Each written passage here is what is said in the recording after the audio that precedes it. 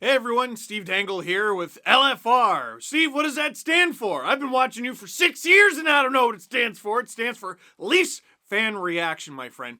I hope I'm not disappointing you today.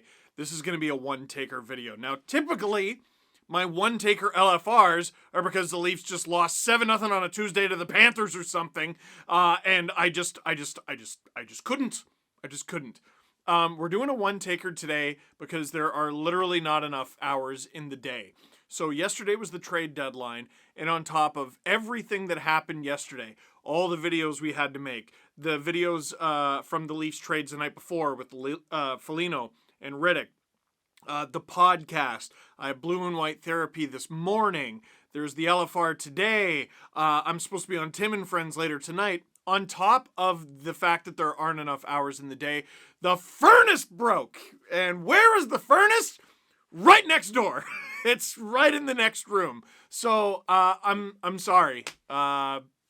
Listen, I wouldn't care if it was just my wife and I. We're adults. We'll throw on blankets, but we got a 9-month-old baby and we got to get the furnace fixed and everything. So let's do a one-taker video. I like trying to challenge myself, okay? I only have the score sheet in front of me as a cheat sheet. Jack Campbell's streak comes to an end. We wanted him to get the dirty dozen, or rather the wholesome dozen. That's what it would have been for Jack Campbell, that golden retriever of a man. Shout out to Matt Wright, comedian from Newfoundland, who I first heard that term from. So, oh my God, super early in the game, Alex Galchenyuk accidentally kicks the puck right in front of the net, and Tom Tatar taps it in as if it was a beautiful tic-tac-toe play. Just a fluke of a play. Super bad luck for Galchenyuk. Feel bad for him. And here is why goals are a more important stat than assists. That is not always the case, but here is why. Primary assist, Paul Byron, and Philip Deneau, secondary assist. You gave out 2 assists on that goal? Really? Really? Now, that's just horrible luck. I guess you put it on Galchenyuk, but it's not like he meant to do it. I don't know if anyone was necessarily out of position. If you're Jack Campbell, how do you prepare for that play? It's just terrible luck. Zach Bogosian with the high stick. Leafs head to the penalty kill. Montreal heads to the power play. And I'm going to let you in on a little secret about the power play in the National Hockey League. It often scores. Sometimes it scores. Leafs fans are not going to be very used to this, but it is very often that when you have more players than the other team, you score on them, and not they score on you. The Leafs power play is now, 1 for 36? And the one they got scored on. They've been outscored 3-1 over the span. Anyway, we're not talking about that. We're talking about Nick Suzuki and his snipe past Jack Campbell. And just like that, at the end of the first period, a terrible first period, it is 2-0 for the Montreal Canadiens. They outshoot the Leafs.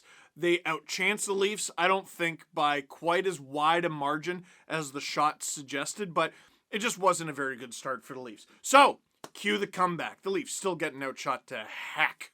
I said heck. Sorry for the swears.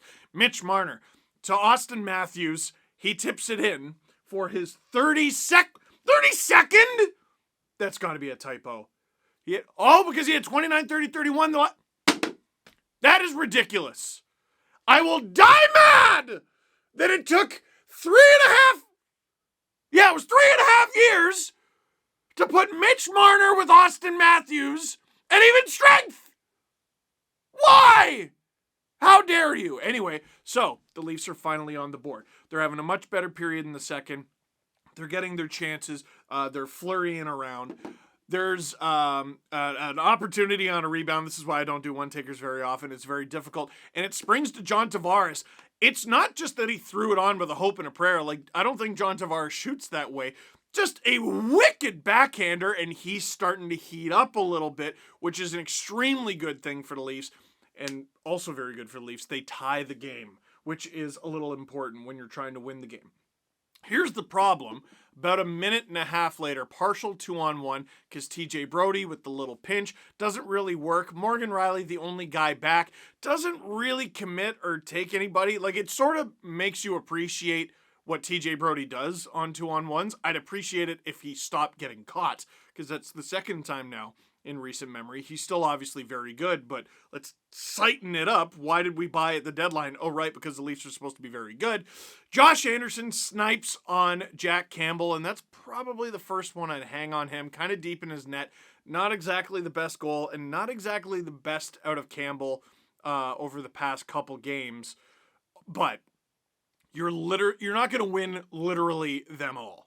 I know the saying, you can't win them all. Literally all of them. He has won every game except for that. He's now 11-1.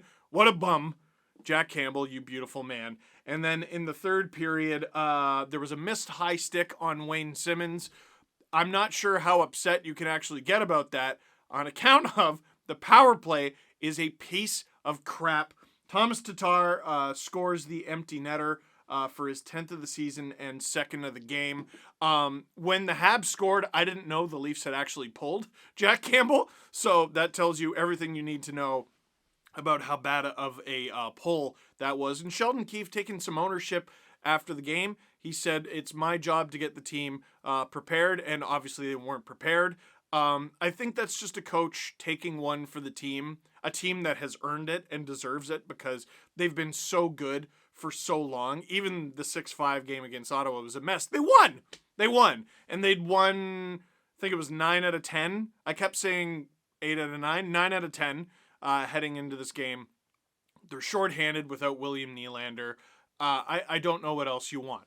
A few notes from this game. Pierre Engvall got a big old bench in this one, and his decision-making's been so poor.